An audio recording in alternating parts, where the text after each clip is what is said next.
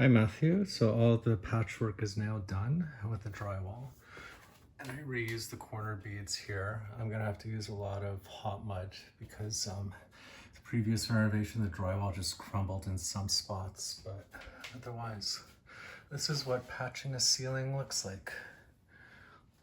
So it was about 3 feet by 4 feet, the patch.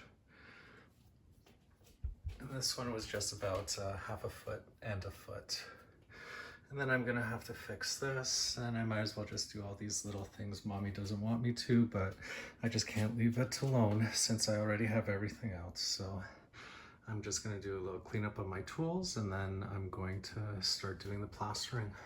And I was able to put in this light without having to undo the electrical, because the one thing I don't know how to do is electrical, and I don't want to burn down the house. So I was able to wiggle it through and make a little bigger of a hole, and it eventually came through. So I'm very happy about that.